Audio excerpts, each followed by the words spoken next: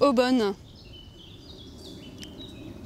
Selon Françoise d'Aubonne, les hommes auraient accaparé les corps des femmes pendant la préhistoire, au moment même où ils se seraient appropriés la terre et les techniques agricoles. Dès lors qu'ils se sont emparés de la fécondité des corps, par la découverte des mécanismes de la reproduction et de la fertilité des sols par l'agriculture, les femmes et la terre ont été parallèlement exploitées. Elle écrit dans Écologie et féminisme cette phrase intéressante : « Il faut mieux avoir rendez-vous avec les femmes qu'avec l'Apocalypse ».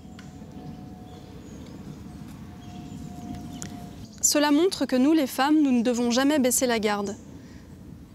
Nous risquons de perdre à tout instant ce que nous avons acquis.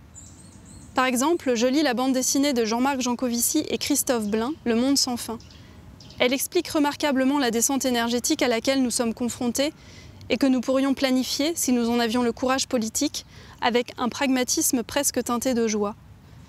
Mais quelle n'est pas ma surprise en découvrant au bout de quelques pages une mère nature à gros seins et aux longs cheveux roux et bouclés, auréolée de petites feuilles de hêtre, qui présente la facture du pétrole de façon obséquieuse.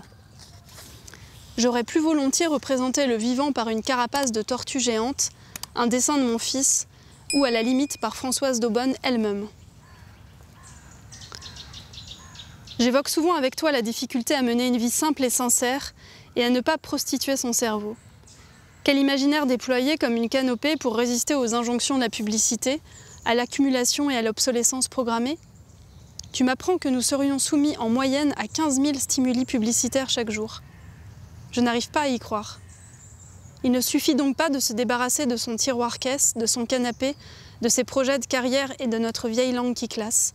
Il faudrait peut-être aller plus loin et compenser ces dangereux stimuli publicitaires avec le fait de croiser aussi dans la même journée 15 000 arbres. Après tout, cela ne fait qu'un dixième du bois de Vincennes. Gagnez sobrement votre vie, pas un penny de plus que nécessaire, écrivait Virginia Woolf, sans quoi vous serez pris dans le processus qui fabrique des hommes et des femmes prostitués, définis par la compétition pour le prestige, les honneurs, la quête dévorante d'un pouvoir toujours dérisoire. Les petites filles sages vont au paradis, les autres vont là où elles veulent. Ai-je lu sur une ardoise lors d'un stage de communication non violente dans les Ardennes belges.